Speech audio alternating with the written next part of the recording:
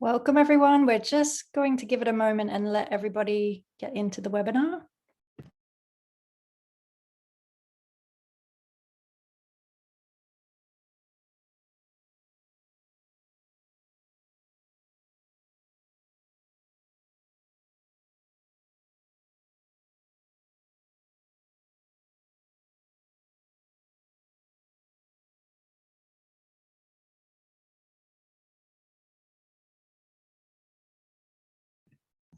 Okay, I'm going to get started. I'm sure people may have heard this intro, so maybe people are joining a little later. I'm sorry to have to do it, but in case this is the first time you've heard it, welcome and thank you for joining us again today. My name is Shannon Ganem and I'm the Global Education Director at Magnum Photos.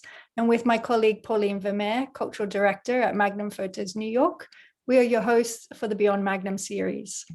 Beyond Magnum is an in-depth talks program created to explore some of the challenges facing our agency and our industry today. Through this series of free talks, in chapters addressing archives, representation, and the future of photography, speakers will share thoughts and engage in debate across a range of issues. Each section will be led by respected figures from the world of photography, and speakers will range from practitioners to academics to subjects of photographs. Recordings from Chapter 1 and Chapter 2 can be found on the Beyond Magnum page and on the Magnum Photos YouTube channel, and you can hear more from our president, Olivia Arthur, about the aims of the program in the first session. So a little bit of housekeeping before we kick off for the third session for today. Today's event is being hosted via Zoom webinar. Please put any questions that you have for our speakers in the Q&A box, or you could also use the chat. And we'll try and answer as many of these as we can. We recognize that this series of events will likely raise more questions than answer them, and that it is the beginning of a conversation.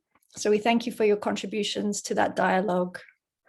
You'll be seeing more from us following this program about how we will take that dialogue forward for us as an agency and as part of a wider industry.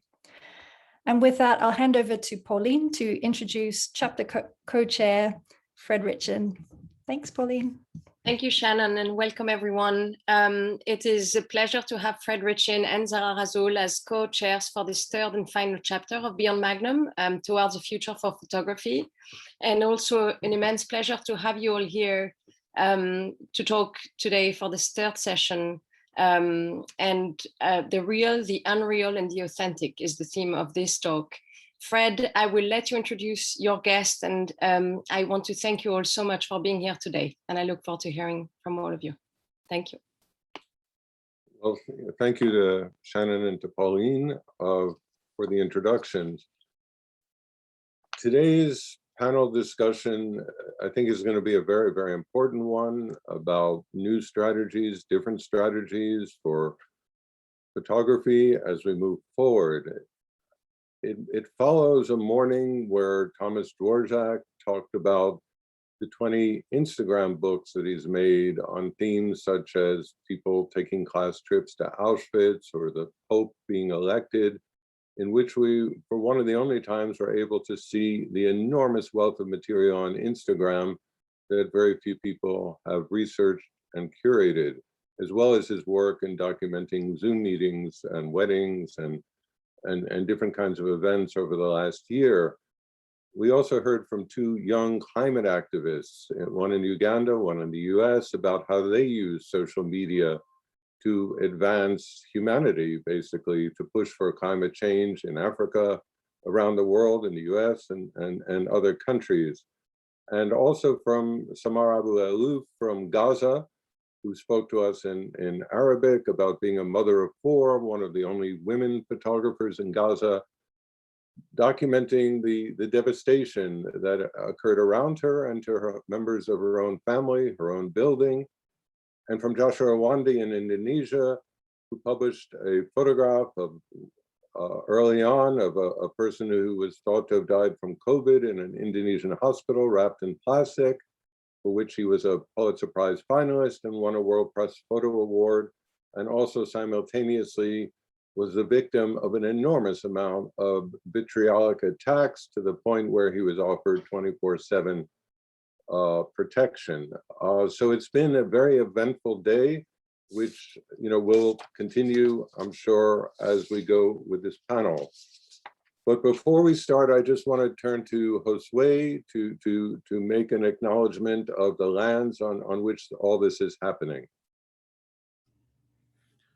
Thank you, Fred. Hello, relatives. Today we are gathered on the unceded land of many indigenous tribes in North America and worldwide. I ask you to join me in acknowledging their communities, their elders, both past and present, as well as future generations. We also acknowledge that many institutions are founded upon exclusions and erasures of indigenous peoples, including those on whose land we are located. This acknowledgement demonstrates a commitment to beginning the process of working to dismantle the ongoing legacies of settler colonialism and a step forward towards healing and reconciliation. Tlasukamati, thank you. Thank you, Josué. So I'll introduce our first two panelists who will speak, and then we'll talk. For those of you here, feel free to use the chat if you'd like to say something, or the Q&A to pose a question. So Marvin Heiferman, who will be presenting first, writes and organizes exhibitions and online projects about photography and visual culture for venues that have included the Museum of Modern Art, the Smithsonian, International Center of Photography, the Whitney Museum, and the New Museum. He's the author of 15 books, including Photography Changes Everything and Seeing Science. He's contributed essays to many artist monographs, museum catalogs, trade publications, magazines and media outlets, including New York Times, CNN, Art Forum, Gagosian Quarterly, and so on. New entries to Heiferman's multiple social media projects, collectively called While We Look, are uploaded daily. And it's that latter aspect that Marvin will be talking about. He's been using Instagram in an incredibly serious and intimate way as part of forming a community, as part of his own personal grief after the death of his husband, Maurice Berger, the extraordinary writer on race and photography and art in 2020. And Josue Rivas, who's Mexica and Otomi, is an indigenous futurist. He's a creative director, a visual storyteller, and educator working at the intersection of art, technology, journalism, and decolonization. His work aims to challenge the mainstream narrative about indigenous peoples, to co-create with the community and serve as a vehicle for collective healing. He's a 2020 Catchlight Leadership Fellow, Magnum Foundation Photography and Social Justice Fellow, founder of the Indigena, co-founder of Indigenous Photograph, and curator at Indigenous TikTok. His work has appeared in National Geographic, The Guardian, The New York Times, Apple, Nike, and Converse, among others. He's a guest in multiple visual sites, including the Multnomah, the Wasco, and the Colitz, in many of them in Northwest in the United States. So I'm going to turn, and Josué is going to be talking about portraiture as a form of healing, personal healing, of building community, of working for 7 generations later, of expanding time, and of thinking of the portrait as a form of ceremony in which the power is shared very much so with the protagonist. So Marvin, I'm going to turn to you first for your presentation, and then Josué after you. Great, thanks, Fred.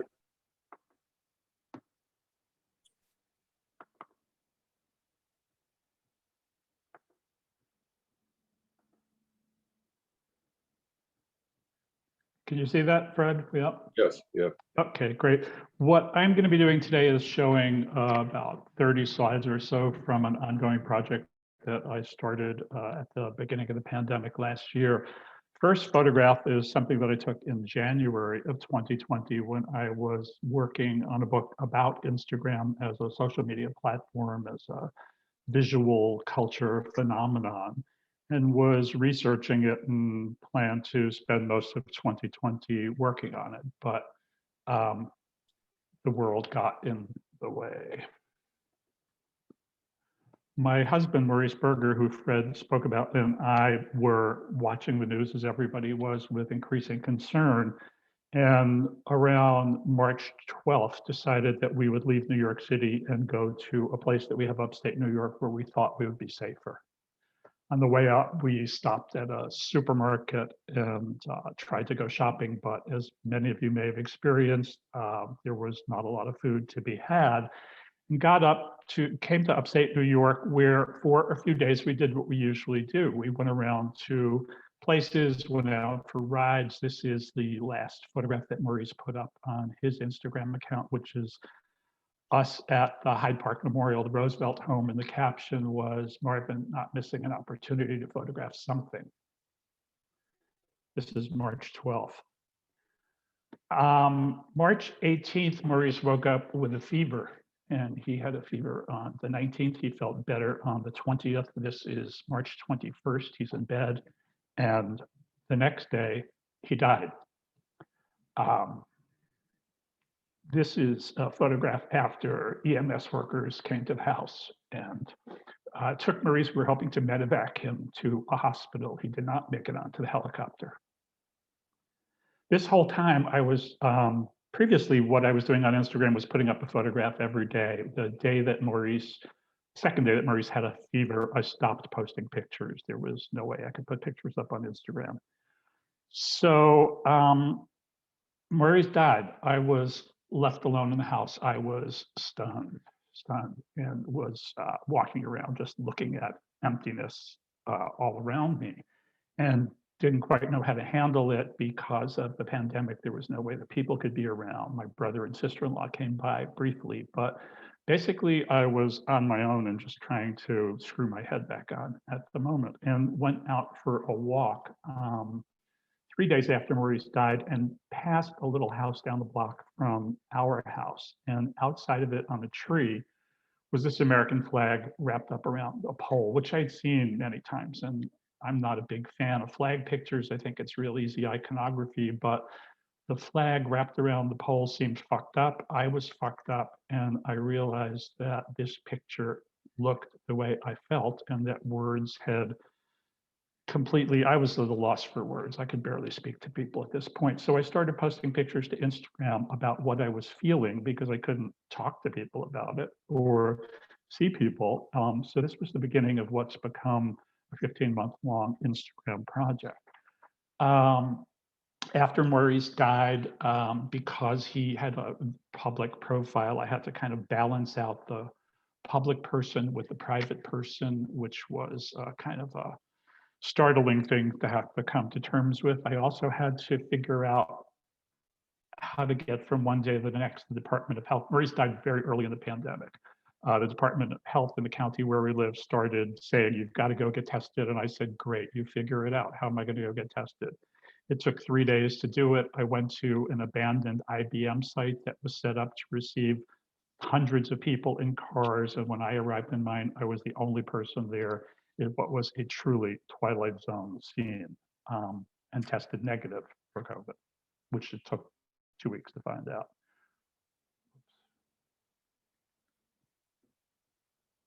Whoops, missing this. Oh, well, we're missing a slide. This is a photograph of Maurice and me. I started going back through all the photographs I had made over the years. I did not take a lot of photographs until I started taking pictures on my phone in 2011. And for this one, joined a photograph of Maurice and me. Wow, sorry.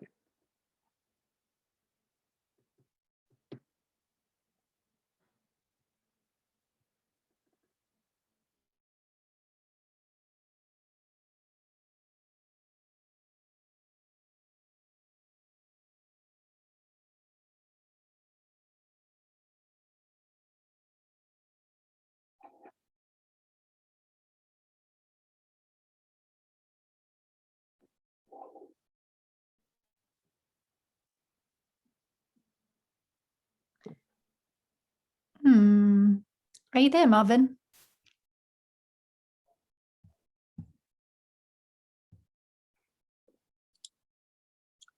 Marvin, you seem to be frozen. Yeah, where is it? Hold There on you a are. sec. Okay. Can you see what I've got up on the screen? Yeah, we can see it, but it's sort of not completely full screen, and we're seeing that, you know, now it's fine. Now it's Okay. fine. All right. Sorry about that. This is life upstate. So basically, I was in the house by myself, walking around and realizing, looking at the laundry, that Maurice's t-shirts and underwear were on it when I walked back in the house. We looked at that. These are our wedding rings. We were married in 2011. This is me. I mean, I found myself crying a lot and decided that if Instagram was a platform about branding and happiness, I wasn't going to go along with that. Was really going to use it as a platform to just kind of work my way through stuff, and whatever happened, happened. I never intended to make these pictures. I had no idea who was going to look at them. It didn't make a difference to me. And what I found out was lots and lots of people started looking at them, because I think grief was everywhere in all different varieties, and people started connecting with the work in ways I never would have expected. I photographed things that happened to me every day. I went out to the mailbox 2 weeks after Maurice died and found a thermometer that he bought the week before he died that he thought would be a good thing for us to have in the house. I defrosted food in the refrigerator, and it was chicken curry. And as I was eating it, realized that Maurice had made it, and that was the last time I would ever taste his cooking. I went back and, as I was saying before, I don't know if you heard it, I looked through all the photographs that I had made of the two of us over the years since I've been taking pictures. This is us in a hotel room in Miami. And what was important to me was, as I was thinking through this, was also telling the story, not just about Maria's death and COVID, but about our relationship.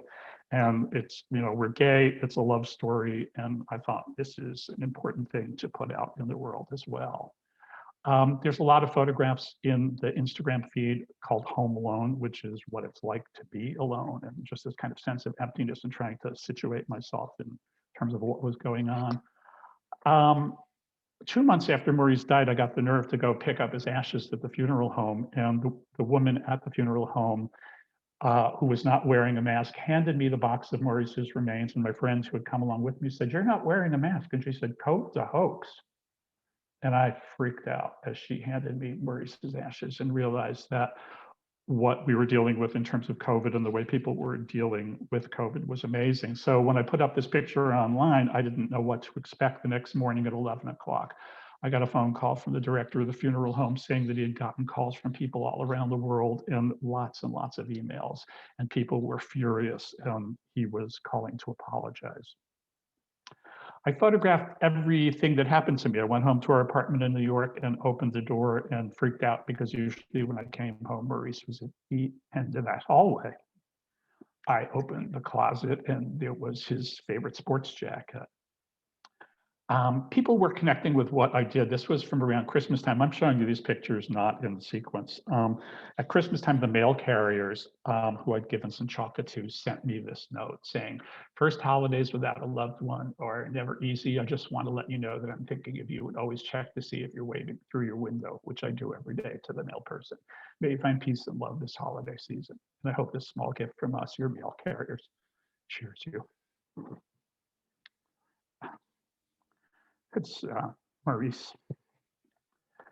This is an interesting thing. At least every week, I make the same picture. I'm sitting at the table where I have coffee in the morning and keep looking at the doorway, expecting Maurice is going to walk in, and he doesn't. And it's kind of a magical thinking photograph, thinking that if I keep doing it, one day he will. And then about 2 months ago, in going through all of the pictures I've got for the third time to make sure I didn't miss anything, I found that, which was the picture I kept wanting to make.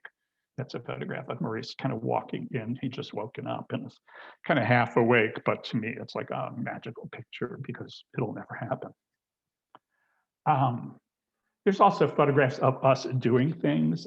This is us at a diner on the Upper West Side, listening to some asshole talking really loud on his phone about his girlfriend not letting him back into the house.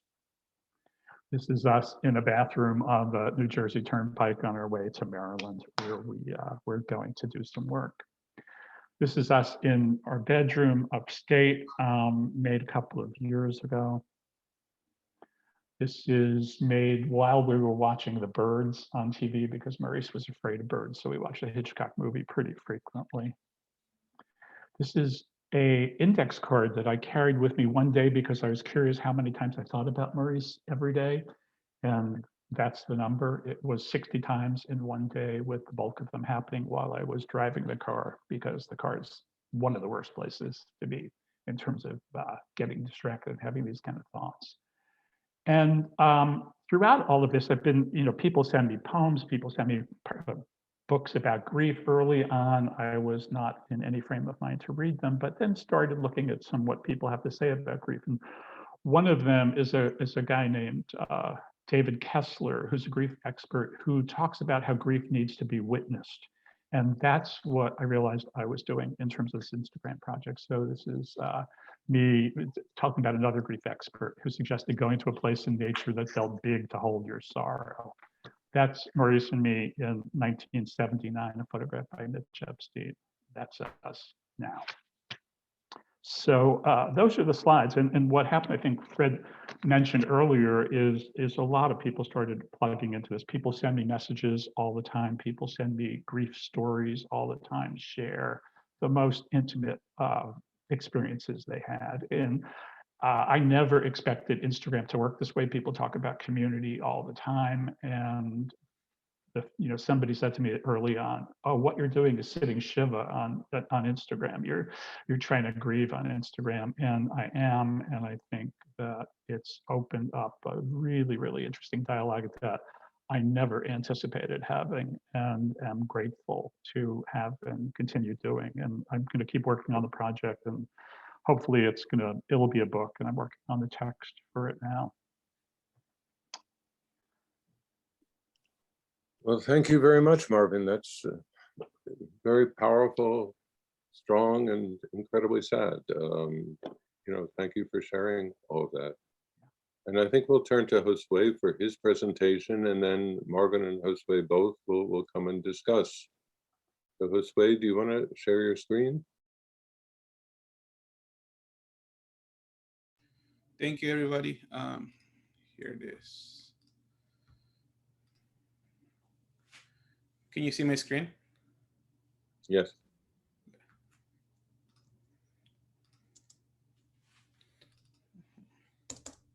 Hold on, give me 1 second.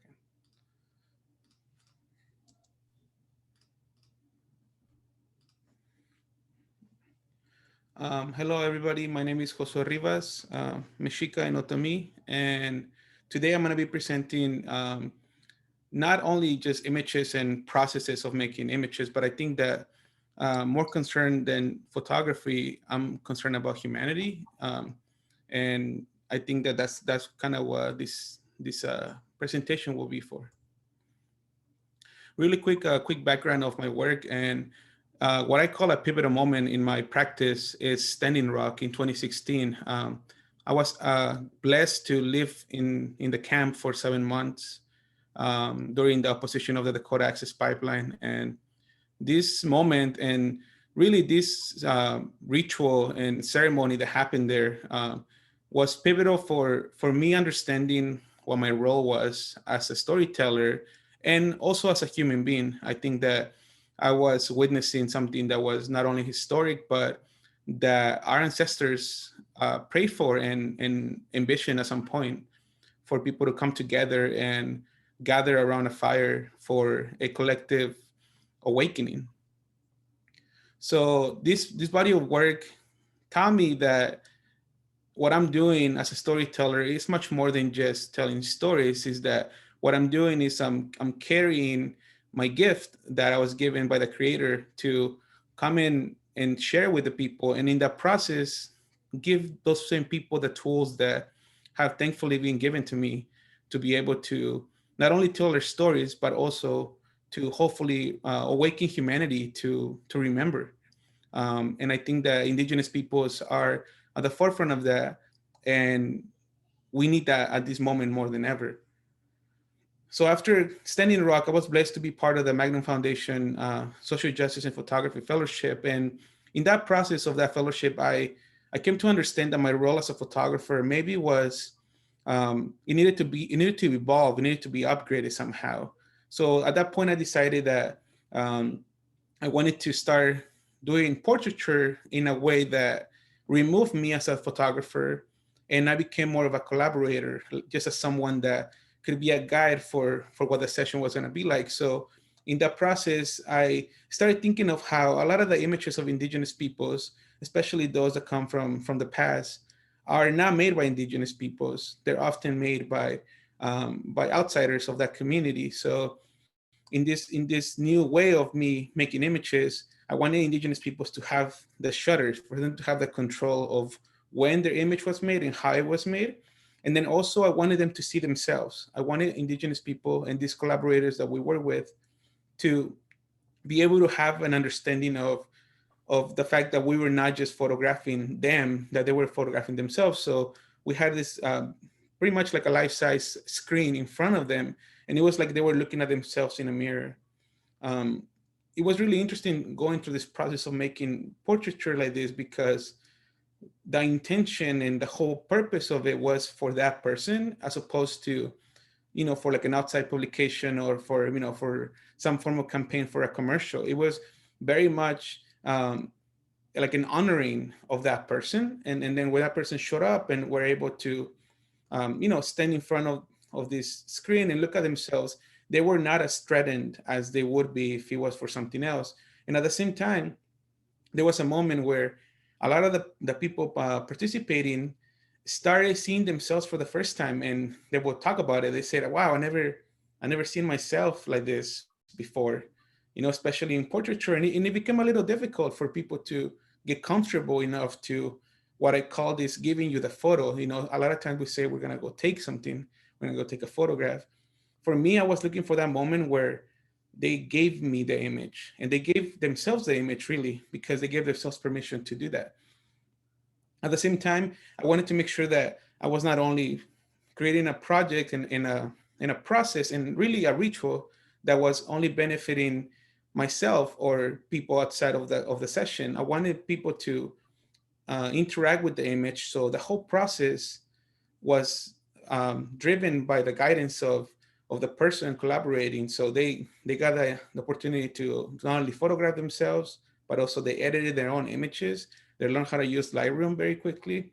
And then also the most important part, I think, is that they wrote on the image. And the reason why we wrote on these images, because I think that we're in a moment where, as we are making this new paradigm of humanity and then also of storytelling, we need to start making for those people that we'll never meet. Start making for example, for the people in 7 generations from now who are going to potentially be looking at these images and looking at these stories that we're telling.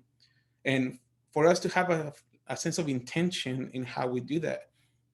And so these messages that you see here on the photographs, they are images and messages for the future. So the people that wrote it with intention that those people in the future will be able to one day read it.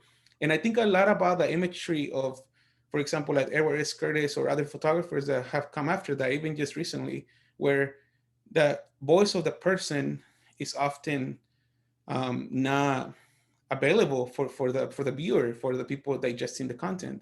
And that it's very important for us to not only have the voice, but to also incorporate it in a way that feels honoring to these people and to the people that are collaborating. I'll talk about this really quick too, is that last year, as we all saw, there were these moments, right? For me personally, here in Portland, Oregon, we had the pandemic, then we had fires, then we had, the uprising of people after, George Floyd. And for me, it was a moment of, again, questioning myself, and not even questioning myself in a way that is unhealthy, but rather keeping myself accountable to what I've learned and what I have unlearned about being a photographer and a storyteller, and then also envisioning what it could look like.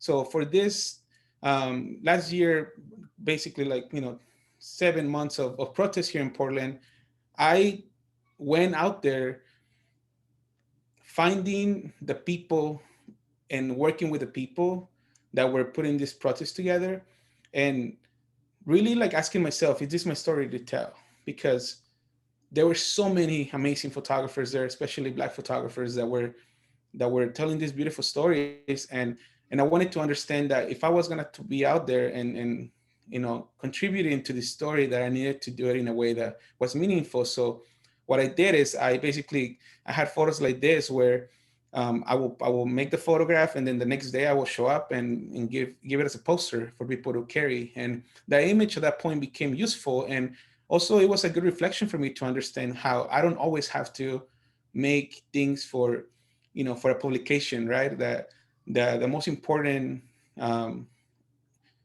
form of recognition comes from the people, and that the people are the ones that make us, and these corporations don't really make us.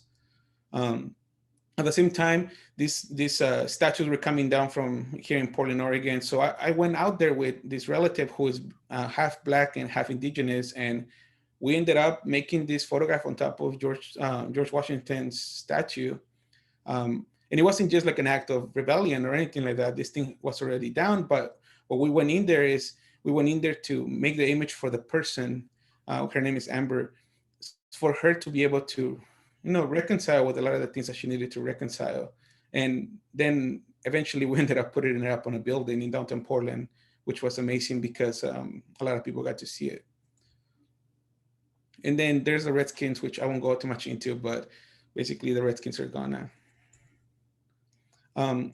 So this led me to understand that the image it could be made in many different ways, but if you keep the baseline of not even just ritual in a religious or shamanic sense, but rather intentionality, and really having intention when you're coming together with others to create something, is that I think that at that moment, that's when I realized that I needed to, to jump into these technologies that were available to me. So at the same time, I needed to check in with people. I was very vulnerable and going through so much, my father dying from COVID to, having to leave our city because of the fires. There's many different things that I felt like I needed to check in with my relatives and with other Indigenous people. So I decided to create these sessions that were made over FaceTime and pair them with conversations that me and the people that we're collaborating with were having, so that, again, we're not only making the thing for a publication or for someone's aesthetics, but rather for us as individuals and as community, really. And then from there, people picked it up, right? Like National Geographic pick it up, and then I think at that point it's really interesting to me how we are constantly being reactive about the way that we make portraiture and imagery, in general. And how we are in a place where we require an updating, of our system, of our operating systems, especially in photography and storytelling, where what worked maybe 10, even like 30 years ago, might not work now. And how in this process of making, we are not only updating, but we are being proactive on and envisioning too how we want this to be. Because I think that the future of photography, it's cool and all, but I think that the future of humanity and the way that these images will resonate through time is what matters. So, I think, really looking into updating our language is really important. And because the language is how we manifest into this world. And if we say we're going to go take and shoot and capture and subject, then I think that we're already saying what we're going to do. And I think that we're in a moment where if we create and collaborate and think indigenously, to be honest, like thinking about, our ancestors and the fact that we are ancestors now, that one day won't be here anymore. And our images and our stories can live through time and can live with an intention for hopefully a better world. Thank you so much, Lasokamati, and yeah, thank you. Okay, so Marvin, could you come back and join us? And thank you, Josué. That was very, very, very powerful and expanded a lot of our thinking. I just want to, before we go on to the other two panelists, talk a little bit, particularly on the issue of healing. Marvin, you know as much about photography as anybody in the world. You've done so many exhibitions. You've done the book, Photography Changes Everything. But to my knowledge, there's been very, very little work or very, very little thinking about using photography in a therapeutic way, in a healing kind of way. Marvin, is that your sense of it? Is this process, did you find something you weren't expecting, or is this part of a larger photographic tradition that you were already aware of? Marvin, you're on mute. You're on mute. Hi. Photography's always been used to deal with death and grief. I mean, you kind of go back to postmortem photographs from the 19th century, and it's a way to hold on to something that is no longer there. You think about Roland Barthes and, Camera Lucida and him writing about this whole idea of dealing with things, this has been, was his whole point of it. But I don't know that people have used it to deal with grief in this way. Grief is a very personal thing. Everybody will feel grief at some point in their life for one thing or another, right? But grief is very particular to you. So when I started making the pictures, I wasn't thinking that this was going to be something different or something that might be of interest to other people, but it really has turned into that. And as I said before, all I could do was make pictures that expressed what I felt, because I couldn't find the words to do it. There wasn't the opportunity to do it.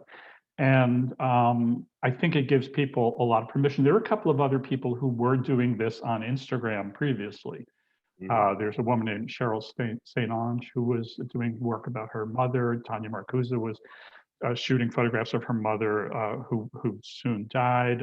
There's an incredible site called, I think it's called A Husband to Death, A Country Boy, or it's in some version of that's being done by a woman whose husband died 8 years ago. So people have been doing it, and I was following 2 or 3 of them. So it wasn't like, this idea came to me and nobody's ever had it before. But I don't know that people have done it as an extended project. And for me, it's just interesting to see how readable it is to others, what people read into the pictures, I have people write me messages. I write captions to the pictures, and I'm very careful, trying to be very careful about what I say or what I don't say. But sometimes when I don't say things, people read behind the pictures and write to me and say, "You really were feeling this, right?" And it's like, yeah. So it's just created this incredible community of people. I'll be sitting in bed and somebody will write me from Italy, or somebody will write me from India, or somebody, and it's just, you realize that grief is something that's not spoken about. It's very hard to picture it. I mean, Fred, and I'm sure other people do too, about all the controversies during the pandemic about how do you picture a pandemic? How do you show what's going on? And this was not a photograph of, health workers or hospitals or people with their hands to nursing home windows. This was me looking in the refrigerator and thinking, how am I going to move on?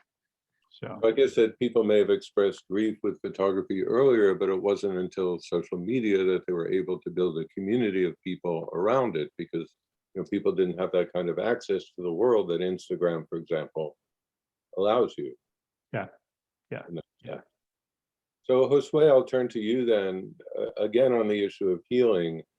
I know you've talked about the idea that, including the other person, the protagonist in the portraiture, it's a form of healing for them, but you also talk about this entire process as a form of healing for yourself. Do you want to talk a little bit more about that duality, how the relationship works? Yeah, definitely. I think that when it comes to creating and collaborating with other people, there's been a learning curve. I think that for me, understanding, for example, like Standing Rock, where I was out there photographing, and at the same time there was so much protocol that had to be learned, even from myself as an Indigenous man, to show up to someone else's home, right? To show up to someone else's territories, and they have a completely different way of life and protocol. So for me, learning through that there is also this level of the collaboration that becomes a healthy collaboration. And I think that for me, that healthy collaboration is when the the person who's making the image, or the person who's bringing in the equipment and the knowledge, or so-called, understands that that person in front of the camera are equals, that there's relationship, that like I am them, they are me, and I know it sounds a little bit out there, but it really comes down to that, is to understand that we're not separate from each other, that they're not, they're not a subject, right? That they're a relative, that they're another human being. And at the same time, I think that it's a process and a form of storytelling that is going to become mainstream, and it already is in a lot of ways in our in this country and hopefully around the world, where we're going to realize that we all are going to have to grieve a lot of things that we're going through, and a lot of the old ways that we have to let go of, and a lot of the things that we thought were normal to us, and now we have to unlearn and do a little bit better. And I think that through that process, a lot of people are going to start to realize that they're sometimes making images and telling stories for the benefit of a fear-based and really like painful, woundful way of telling stories. And I think that people are going to start realizing that, as we heal collectively and as we continue to tell stories collectively, there'll be a moment of letting go and just really surrendering to the fact that maybe the way things have been going they're not the way. And for me personally, as a male, as a person who is a father and understands a lot of the complexities of where the world is right now, I try to put that into my practice, is to go into these sessions, into these collaborations, really open-minded, and also understanding that there'll be things that are normal to me that are not normal to other people, and that I just need to be okay with that. And then also in that process, I heal myself, because I learned so much about it. So to me, Josué, you're not photographing them, you're photographing us the way you're talking about it with the same family. And Marvin, I'd say also that you're certainly photographing, it's very personal, but I hear Maurice's voice in your pictures. It's us, that you're continuing a relationship in a very powerful way too, so that photography is not about the other or just about self, but in both of your cases, there's a larger community, an us, that you're both speaking to there. Mm-hmm. And so just one final question to Josué, could you just tell us what an indigenous futurist is? Yeah, definitely. So for me, as an indigenous person, thinking about the fact that one day, there'll be people I'll never meet, right, that are gonna be thinking or praying or even making images of what it was like in this time. I think that knowing that inspires me to, one, know that we will be in the future, that there will be indigenous peoples in the future, and that we exist in that future, that's the part of the futurism. But then two, it's also understanding that indigenous peoples will be leading the way forward for humanity, and they already are. It's just that we just haven't acknowledged it yet. And I think that there'll be a point where we'll have to, our last resort, right, will be like, oh my God, what are we gonna do? And then we're gonna turn to indigenous peoples, and those indigenous peoples will take humanity forward. So that is that futurism element of it, is that my work and my intentions in my work is to set them up with stories that are not only about wounds and about poverty and about things that are like marginalized, but also to just let them know that we are in fact working towards a future where we all can thrive. Mm-hmm. Thank you. And Marvin, do you have any final thought that you wanted to express, or should we move on? We can move on. We can talk later. That's fine. Okay, thank you. Yeah. So now I'll ask you two guys to go back to an unvideo presence and introduce the next two guests. So Debi Cornwall is a conceptual documentary artist and filmmaker who returned to visual expression in 2014 after a 12-year career as a civil rights lawyer. Marrying dark humor with structural critique, she uses still and moving images along with testimony and archival material to examine the staging and performance of American power. Her photo books, Welcome to Camp America, Inside Guantanamo Bay, and Necessary Fictions, explore American state-created realities. from the notorious offshore war and terror prison and its global diaspora to the domestic military sites hosting immersive, realistic war games. She's appeared in with profiles and publications in many journals. She's received many grants, and you know, in my opinion, is one of the people working at the underlying systems as opposed to simply the symptoms of government, of the exercise of governmental power in various ways, including those that are very manipulative. And then we have Alexi Ureneb, who's a Russian-American photographer, multidisciplinary storyteller, and an educator working on the subjects of memory and truth. His work spans approaches from analog photography to synthetic imagery. After graduating the documentary program at the ICP in 2018, his long-form projects have been featured in New York Times and National Geographic, and together with a number of people, including ICP alumni and myself, he co-founded an online publication, photodemic.org, dedicated to the exploration of innovative visual strategies. Yurenev is currently working on a project called Silent Hero, using artificial intelligence to recover lost memory of his grandfather's experience in the Russian military during World War II, which will be the subject of his talk today, looking at how artificial intelligence can be used for quasi-documentary, different purposes. So I'll turn now to Debi to please share your screen for your presentation. Thank you, Fred. Wonderful to hear from each of you, Marvin and Josué, so far. I'm so moved. Actually, make sure that I have the sound on as I share my screen. Hello, everyone.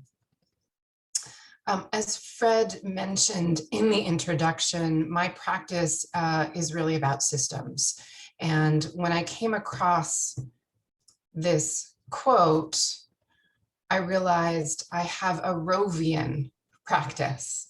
I'm interested in the state-created realities. How do you convey visually what is operating underneath that is not susceptible to being visualized? The manipulation that happens in places, for example, like the US Naval Station in Guantanamo Bay, Cuba, that war on terror prison complex established in the wake of September 11th and the war in Afghanistan to hold terrorist suspects for almost 20 years now. It's a place where the military controls access and controls what you can see when you get there.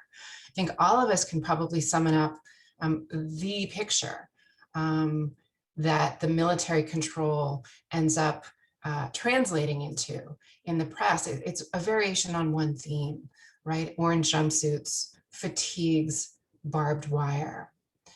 How do you get to a different way of thinking about the systems in play in a place like this, designed to be beyond the reach of United States law?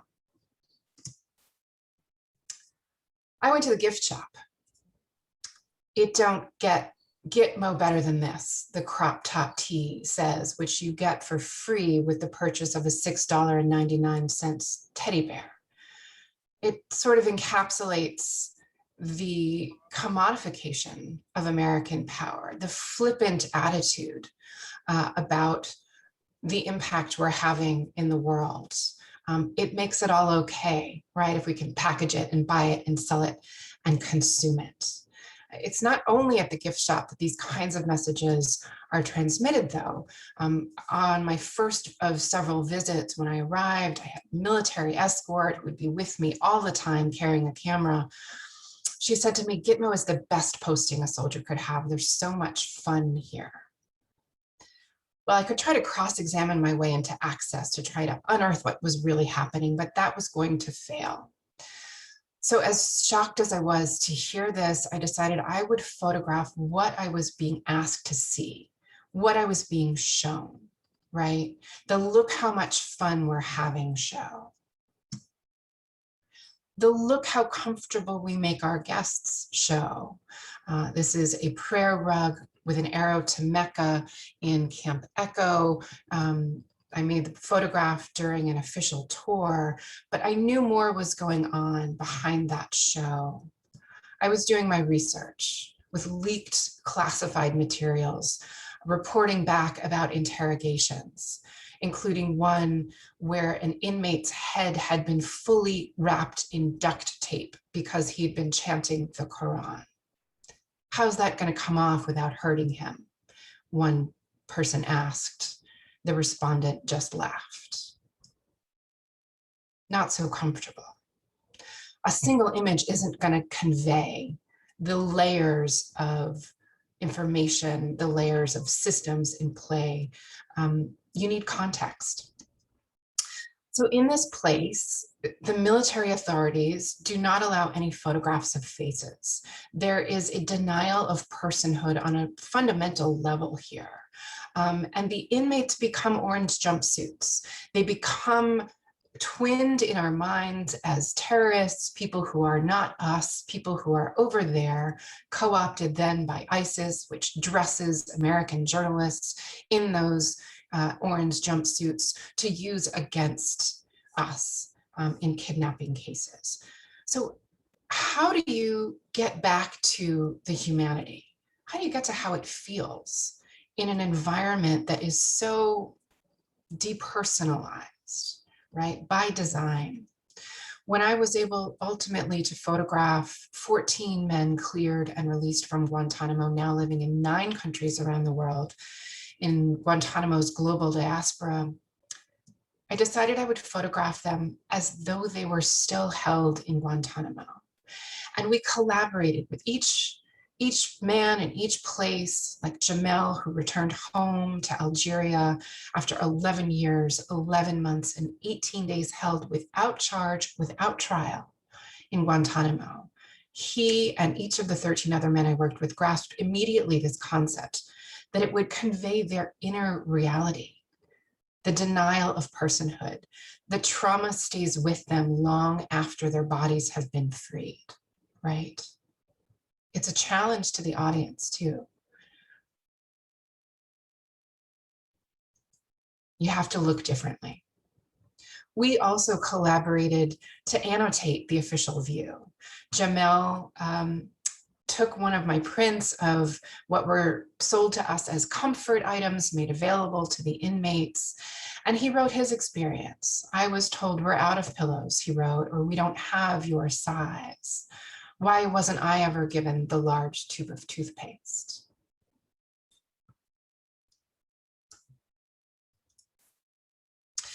The book form, the installation form for me are much more fruitful than the individual image or the series of images. I can layer meaning. I use those official documents, the blacked out, the redactions have a visual quality. We know we're not getting the whole story, right? So in my book, Welcome to Camp America, we use design to engage the viewer in thinking more deeply about the human experience of this place. Each of the 14 men cleared and released from Guantanamo with whom I collaborated on a portrait, we put in a folio arbitrarily placed into, but not bound into the book, with his pedigree information and different kinds of text, sometimes in the first person, sometimes other kinds of materials attached to the image, providing that context, but arbitrary. They could fall out, they could be damaged, they could be lost. The metaphor for what these men have gone through and continue to suffer. With the classified documents on the bureaucratization of violence, how do you engage the viewer with these very difficult topics? A fold out. You arrive at a page, you see something official, something blacked out. You know there's something there if you choose to open. If you want to look, you can make an affirmative act and open it out and read that dark information. If you don't have to, you can turn the page, but you're made aware that you made a choice. Trying to meet people where they are, right? The installation form can also be really rich in sharing information in addition to images. You're hearing in the background very low a French voice at this installation that recently closed in Belgium. I can provide the diaspora map where men have been sent. The vast majority of the 800 men cleared and released from Guantanamo, only 40 still held, and of those 11 cleared for release. The voice you're hearing is poet Frank Smith, who reimagined Guantanamo hearing transcripts as poetry. So he reads a back and forth, a question and answer, and you hear that first person narrative, the back and forth in different locations throughout the exhibition as you contemplate the environmental portraits of these men from behind. Just a different way in. It's not just visual. It's not just textual. You can hear the eye in a physical environment. So next, I wanted to look at war photography, the practice and performance of war. So here's a taste from my new project, Necessary Fictions.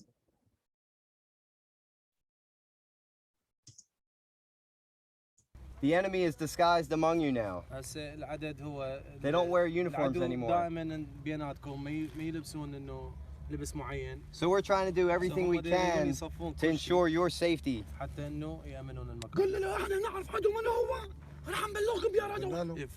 If we know who's the enemy and who's these bad people, if we recognize them, we will be the first people to tell you guys.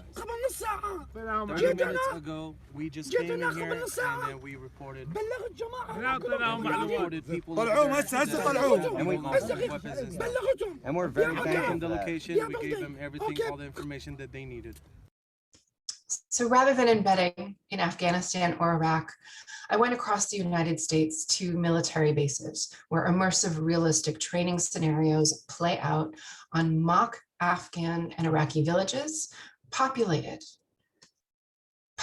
by costumed Afghan and Iraqi civilians, many of whom have fled war, only to recreate it in the service of the US military, performing versions of their past lives.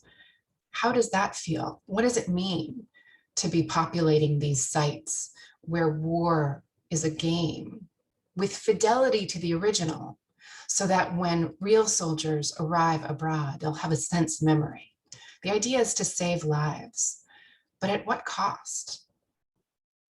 I also photographed real American soldiers dressed in what's called moulage, Hollywood makeup artists flown in to dress them as though they are living out their possible futures as casualties of war.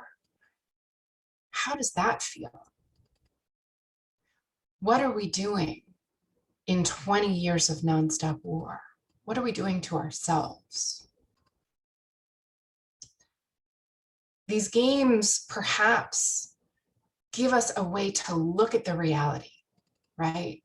War photographs are hard to look at. Many of us don't look anymore. We think we know, or it's too hard to look at, or it's the black and brown bodies bearing the brunt that we're shown, not the impact on us as a society. So I think the fictions can offer a window in to a reality. And I use a number of case studies where fictions bleed into reality. And again, in the book of Necessary Fictions, I want to use a multiplicity of voices and a multiplicity of genres: poetry, short fiction by an American war veteran, critics, curators, my own voices, voices of the Afghans and Iraqis, the cultural role players, musings and clips from movies and reviews and contracts for the role players, all kinds of different materials woven together to create that context for the reader to tee up questions. And some of those case studies are leading me to work in different ways, in moving images with found footage. I will leave you with a short teaser from an experimental short film that I've made about a an instance in 2015 in which entire communities mistook war games for the real thing. And Jade Helm asks how this could happen and what lessons we can learn going forward from 2015 to today. There are two words we're about to say that some of you will know immediately and probably won't like. Jade Helm. Operation Jade Helm. Jade Helm 15 is the largest military exercise to date to take place in 5 southern states, including Texas. There's been no shortage of controversy surrounding what they're really up to. And the conspiracy theories are running wild. A foreign invasion, martial law. Hashtag Jade Helm. I mean, there's days with thousands of tweets. Officials insist most of that fear is irrational. But what's really happening? We just want to hone our skills. When we have a federal government that cannot tell the truth, how do we know that what you're saying is true? A growing distrust of the government from people who are usually waving the flag. I can tell you right now, this is not a drill. We don't come in, we don't take over. We want the community to accept us. That's what they would say, wouldn't they? They're trying to come to our houses and kill us. It is a preparation for martial law. That's because it is not a preparation for martial law, sir. That's what you say. It's right. Is our federal government coming in and going to practice imposing martial law on Texas? Some are calling it a Texas takeover. The country is a ticking time bomb. A time bomb. Jade Helm 15 might be just training exercises, but there's no doubt it started some kind of war, and this time it's between America and itself. Lots of people are reacting tonight to a potentially embarrassing possibility: Texas being duped by the Russians. Conspiracy theories ran rampant that the exercise was a covert operation to implement martial law. But no one expected who was behind helping to spread that fear around the state. Russia. As the CIA now confirms Russian bots fueled the propaganda. Texas' reaction may have been the green light for Russia to ramp up campaigns in America. The White House told me 3 days before, we're going to have you lead the march. The Secret Service, before Trump finishes 30 minutes before, so we'll lead you to a point, take you out of the front row, and lead you to the place where they want you to start the march, and Trump will tell people, go and I'm going to meet you at the Capitol.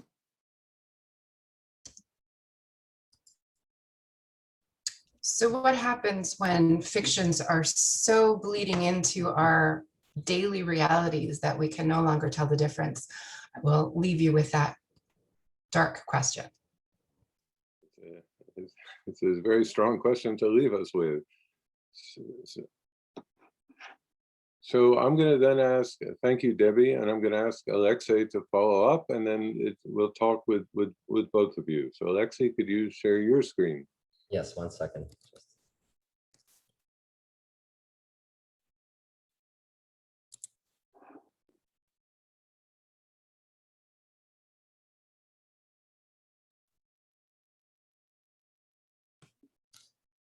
So I'm going to talk. Thank you so much for introduction, and it's really powerful presentations before. I'm really amazing.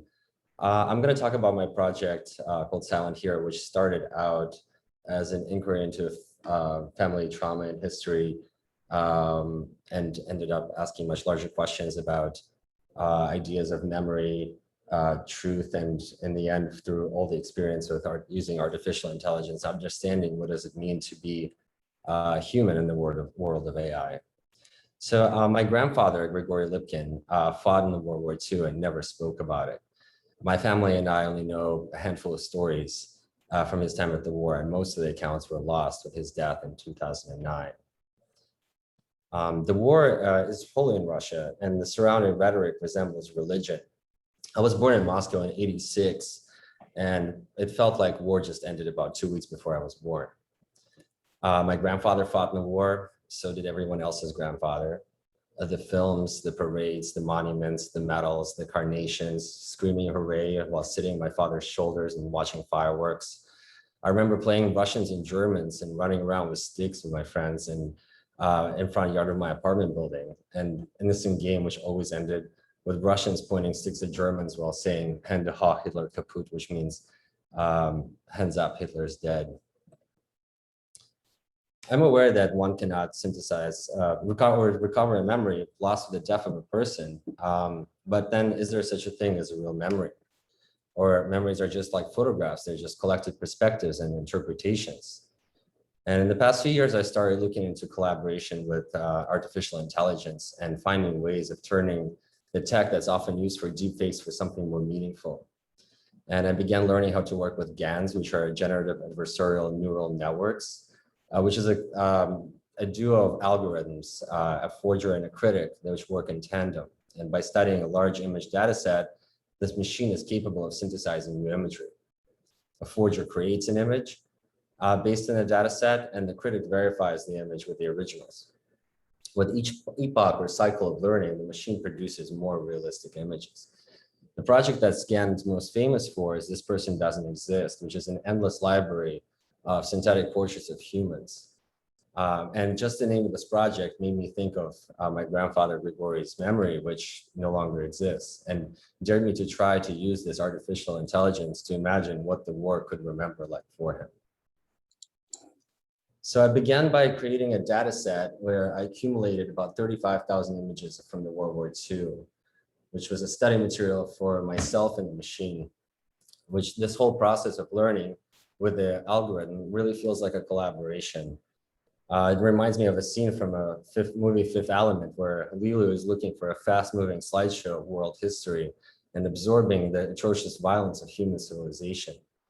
Dead bodies, destroyed cities, machines, the industry of death, war crimes. Sometimes, seeing just one image would make me stop for a day.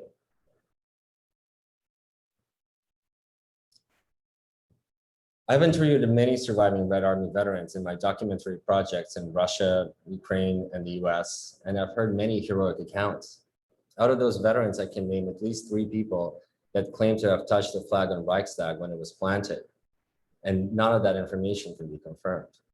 In Russia, they often say that those that talk about their heroic acts and war stories are embellishers, confabulators, and true heroes keep their silence, a mute agreement with their comrades that were there with them in the trenches when the world imploded. So when I ran the GAN, I started questioning whether I'm training the machine or the machine is training me. Not showing anything concrete, the results were referential for the war imagery I personally digested along with the algorithm. When I look at them, I still see war. Out of curiosity, I upload these images into Google API image recognition and to define what they are.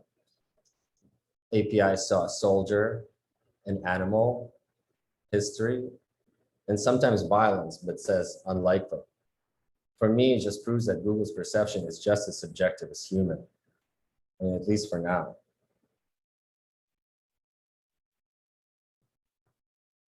As a kid, I would drive Grigori crazy.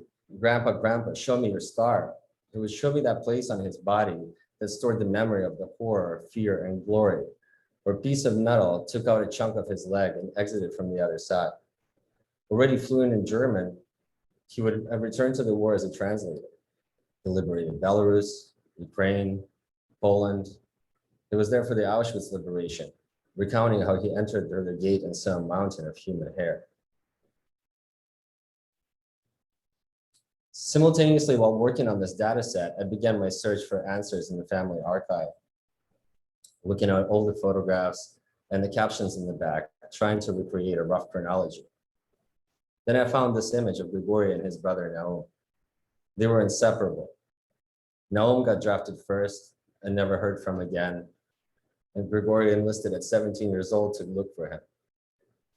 When I found this photograph, it immediately haunted me, the look in their eyes. They have no idea what's coming next. It's the worst conflict in human history that would separate them forever. I remember every Victory Day, I would go to the war monuments and memorials of my grandfather and him rushing ahead to the newly installed plots with endless lists of names of fallen soldiers and scanning the list line by line, name by name, stopping at the letter L to no avail, never finding his brother's name. I refined another image set, and this one I called War Actors. and I led the machine training for about 5,000 cycles of learning. And the results that I received made me question, is this what the glory looks like? Is this death? Is this a hero? Or is this embellished? Are these images more truthful than the ones that I've heard from the surviving veterans and the stories that they've told? Or are these just synthetic confabulations?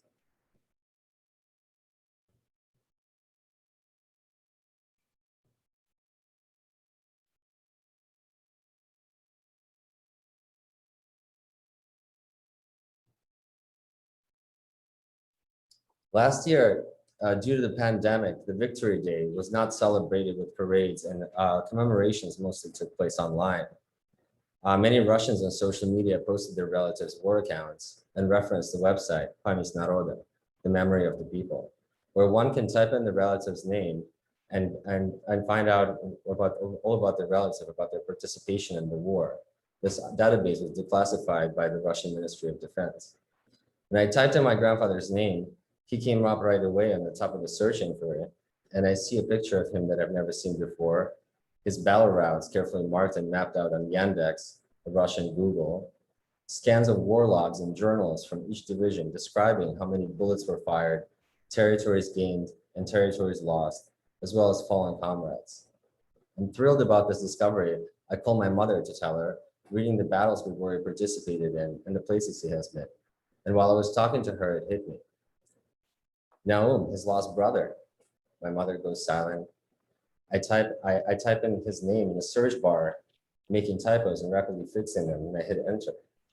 Several Naum Lipkins come up. I verify the place of birth and date, 1923, village of Hislavnik. I see a red dot. He was killed in action. His battle route was short.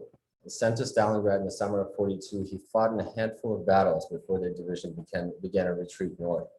His last known position was in a ravine, suppressing heavy fire from artillery and air, fighting for a strategic stretch of railroad into Stalingrad. He was killed in September 1942, and his burial site is marked with a cross on the map. Gradisha, 564th kilometer of the Stalingrad Railroad, looking northwest, 500 meters from the tracks. When I started working on this project, I set an impossible objective which was bound to fail, to recover something that can never be recovered. Paradoxically, that failure resulted in a bittersweet success. I found Grigori's brother Naum. My family looked for him for 79 years. This is the prologue to this project. What lies ahead is working with other algorithms and training them and learning from them.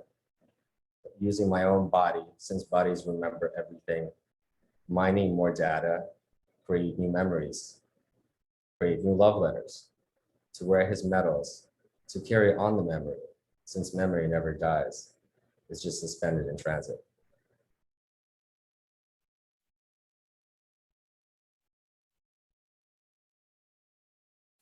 Thank you, Alexi.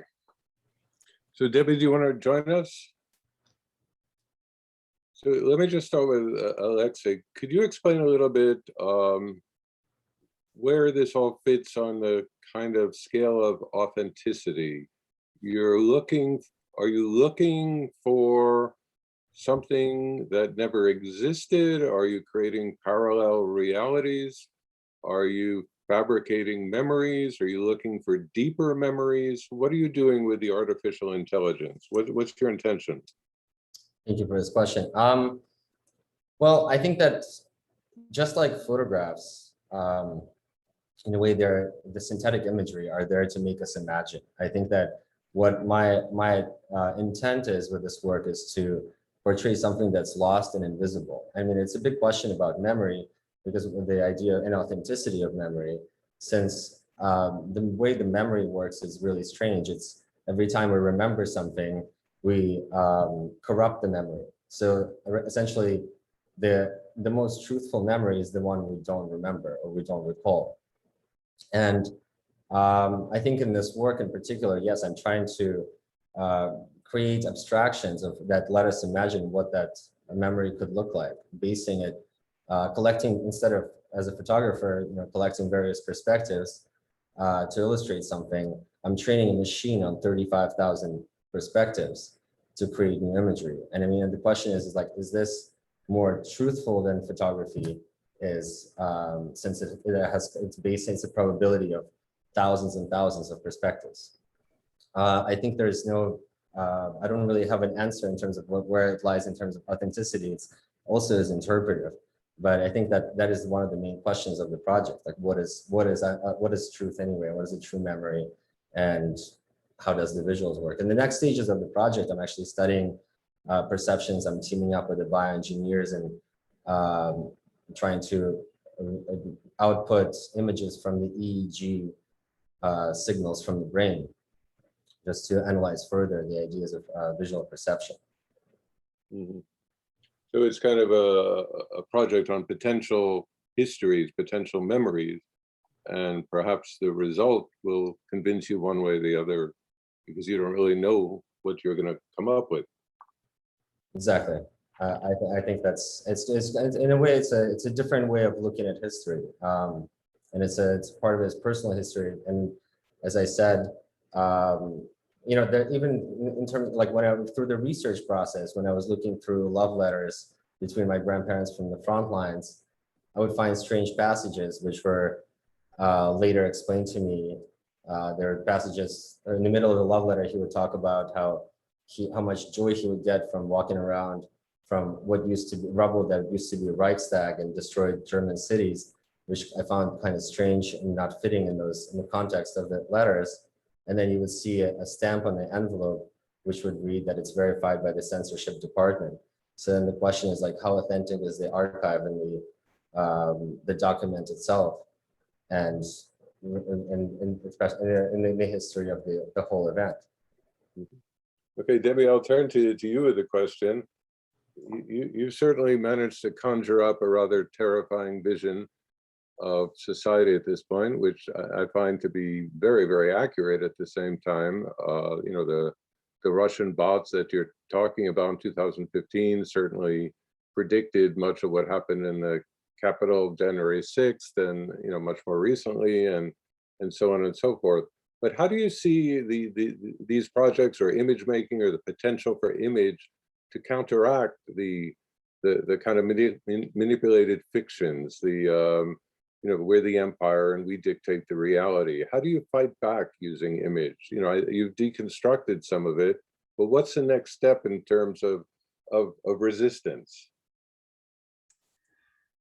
I'm still trying to figure it out. I'm starting in a place of pulling back the curtain rather than proving truth through an image or trying to do so. I've reframed all of my thinking around it's all performance. So let's look at this as performance, show the show, right? And then adding context. It's for me, the visual image is one means of communication among many. And it's going to coexist with text, with sound, with moving images, with other forms. And I'm leaning into performance, to reenactment. I think given where we are as a culture, leaning into the fiction, performing, reenacting, that may be the more reliable way to access what's really going on. Mm-hmm. So there's no way you could just simply hold up a photograph like you might have done during the Vietnam War and say, this is actually what's happening despite the government lies, or Tiananmen Square, the Chinese government denied it. Here's the photograph. That doesn't work anymore. I think that ship sailed quite some time ago, and instead, let's look at the censorship. Let's look at what doesn't get shared, gets covered up, gets concealed, and why. So it's kind of the outtakes. Yeah. In a sense. Could I ask the other, Josué and Marvin, could you join us? And again, anybody who's here, if you have any questions, comments in the chat or the Q&A, you know, feel free to add to it. I'm going to ask Josué and Marvin, because you both are coming out of a place of working very personally, very intimately. Do either one of you want to comment on either Debi or Alexey's presentations in terms of the work you're doing? You know, they're dealing with with manipulations, manipulated histories, manipulated fictions of the present. And you guys are looking for and working with an authenticity, a kind of, grieving, sharing 7 generations later, the idea that we're going to come back to a kind of more holistic indigenous thinking. Is that it? Is either of you, do you want to comment on what you just saw? What is interesting to me in listening to everybody's presentations are the various ways that people are choosing to get images out in the world. And I think what Debi is talking about, and Alexi and Josué, we're all looking at images and trying to understand how they work and who they work for and where people encounter them. And that's what's most interesting to me, to see everybody's very different points of view, but understanding the very different kind of strengths that imagery has and the different kind of powers that imagery has and the various audiences that images have. And everybody seems to be trying to find the right way, the most appropriate way for what they're doing to use it. And that's exciting to me, because it's not like you can count on museums or galleries or publications or venues that conventionally deal with photography to get these ideas and images out there. So everybody seems to be creating something that is very, very powerful, very, very unique, and touches and reaches the audiences that one would hope or starts to be able to. So that's fascinating to me. Mm-hmm. And I think you're all also using newer technologies in different ways. Marvin, you have the platform of Instagram, you're working with cell phones, Josué is working on Zoom portraiture, Alexey with artificial intelligence, and Debi with a combination of kind of a multimedia uses of it. So you're all trying to turn it, as opposed to a way of forgetting or marginalizing or fast food kind of equivalent. You're all trying to use it for a deeper understanding of what's going on at the same time. Josué, do you have anything you wanted to add to what we've seen, or any further thoughts? Yeah, definitely. Alexi, your work really reminded me of, I remember working on film, like with a film camera, and then sometimes there's certain things that just pop into the image, whether it's the shutter was just, set at a certain way, and these things kind of appear and they like show themselves. And your work, it got me to that point where I was thinking how a machine, it's in a way able to let us see the unseen, and even the feeling of of war and almost like wounds, but now we can see it. So I'm just kind of curious to if you ever encounter any sort of like I don't know, like spiritual feeling when you were working in this project, any positive or negative feelings throughout this project. Absolutely. I think that the images, when I received one of the first images from the synthesis, they were pretty haunting. They are terrifying in the subconscious level, and it was really strange that the machine could take out this essence of horror of the war and present it in these abstract forms, and that even, when I do a reverse feedback loop with the image recognition online, that it recognizes the horrors of war as well, which makes me feel like it is universal. It's like there's these darker states of being. I don't know. I do think that they in this, because there is a way to get these images to become indexable, like photographs, but I think I prefer to for them to live in the space on a more subconscious level of being depicting the war and horrors of it. Yeah, because it makes me think about this. In Canada, they just found these graves of children that went to residential boarding schools, right? And I'm just wondering. I've been thinking about it for the last week, and how we're gonna deal with that. How we're gonna deal with imagery and stories of the past that maybe didn't go in a really good way, and how we're gonna transform it. Because I really think that that's kind of where the magic happens, where storytellers transform that. So what do you think? What do you think of that? Like how have you transformed this negative into a positive? Well, I think that in the scope of synthetic imagery and AI in general. And it's, again, it's like, it's the way how to we co-opt this malevolent technology into something useful, and again, bring ideas of healing and into it. And I would think that, you know, one of the ways of using it I see is you can either predict the past or the future. It's a it's a probability model. So whatever you train it on, you create images. There was a project on I believe Fred showed it in the paradigm shift as well, the 100,000 faces that was made from illustrated from the synthetic people that did not that are not real, you know, just to get an idea of the scale of the loss on that level. Like, why not a strategy like that could be implemented to illustrate this. I mean, there's a, you know, also there's, depending on what kind of documentation exists, if there's photographs exist, if you want to just work on demographic predictions, it is also possible, you know, just to create a portrait of the loss. And I think that, you know, also throughout this process, to answer your previous question as well, you know, throughout this process, I personally received some kind of a healing and reconciliation with this family history, right? And I'm actually talking to a psychiatrist right now in terms of creating a reenactment therapy through this learning process of training an AI that could be a potential tool for healing as well. I would also think, just to add that, you know, in The Little Prince, he talks about the purpose of photography is making the invisible visible. And I think what you're talking about, the guy who did the 100,000 synthetic images of people who died of COVID, and then he states this is a way for him to grieve with synthetic imagery. Even though they're synthetic, they're demographically accurate. And I think what Josué is getting at is you and your artificial intelligence are actually working not so much on a conscious level, but a subconscious level of dreams and nightmares. When I look at your images, they're hallucinations for me. You know, they're dreams, they're nightmares, they're terror. They're much more terrifying, I find, than looking at photographs of battle itself at this point, which we've seen so many of at that point. So there's a question from the audience, from Elizabeth Chris.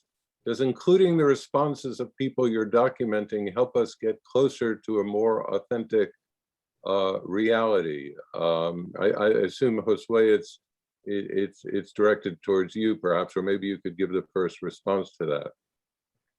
Yeah, I think maybe Debi, you want to go, Debi? I know you were waiting there for a second. Oh, I mean, I look forward to hearing your answer, Josué. Absolutely, including the voices of the people in the picture is critically important. I think what each of us is trying to get at is an emotional reality, you know, which might be different than truth, right? Objective truth. And I think that's the power of the way each of you is working, is that whether it is a sense of loss and grief of waiting for Maurice to walk through that door, or a feeling of pride at Standing Rock, or the feeling of grasping for a memory that isn't there anymore, there's something about those approaches that touch all of us on a gut level. And it's not about the framing, it's not about the color, it's not about the light. It's how do we grab people to engage with the ideas and the truths and the realities that I see each of you doing really successfully. So Elizabeth Chris then follows up with another question. In more traditional journalism, it could have been perceived as too subjective or biased, but following what Debi just said, you know, my take on all four of you is that you're working off of emotional truths. You're not so much concerned with, you know, the more, you know, quote unquote objective sense of journalism of the who, what, when, where, why, but you're looking for some sort of deeper realities, deeper communions, deeper memories, deeper thinking, as opposed to just depicting what's there. Does anyone want to respond to that? Agree, Yeah, disagree? I mean, in my personal experience, like documenting and even, you know, doing assignments for, like, you know, publications, I think that I just apply that foundation of why are you doing it and who are you doing it for?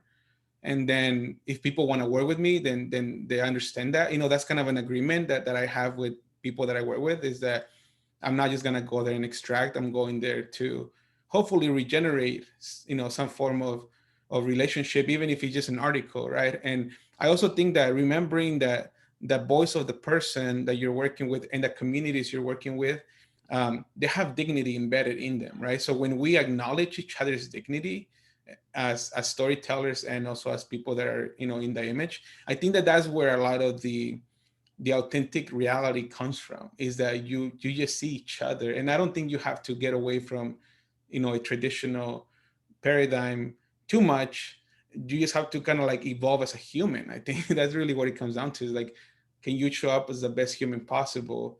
And now you're already doing so much, then you don't have to change the way you work, or, because photojournalism is, it's like outdated, you know what I'm saying? Like it was helpful and it's still helpful, but in the future, humans are going to wake up to realize that a lot of the stuff that we've been told are true or not true. I mean, one thing that I think is interesting to think about in terms of truth, Fred, or how images are read, goes back to what Debi was saying before. It's this idea of performance. And what's interesting about everyone's work is all of us are very conscious about the kinds of images we make and what they look like, and the need to grab people's attention and make them look at the same time as you're trying to get to that truth or that emotional state that you're in. And I think it's a very complicated process. And it takes skill to do it. It takes certain kind of sincerity and authenticity to do it. So it's interesting to me to understand that you can't put out a picture now without thinking about how it's going to play in the world or in the context that it's going to be received in. And that's part of the dialogue too. And I think what's interesting about all of the presentations today is everybody's conscious of that, as are, I would think, many people who look at photographs now wherever they encounter them. They're thinking, who made it? Why does it look like that? So these are issues that I think everybody's touching on in interesting ways. Right. Bill Gaskins will be speaking tomorrow. Put in the chat that he's reminded of the counter narrative series by Alexander Bell, that you have these counter narratives to the mainstream narratives, which, as Josué put, may well be somewhat outdated or self-serving or corporate or part of the empire, as Debi put it, at the same time. But I think Josué's point that it's really a lot about evolving as a human being, which is what Marvin's saying as well, that sort of, greater consciousness of the reader, of yourself, of your intention, of what you're trying to accomplish, of where it's coming from, of the ethics, the parameters of it, presentation strategies like Debi was pointing to, all these things are very much in play.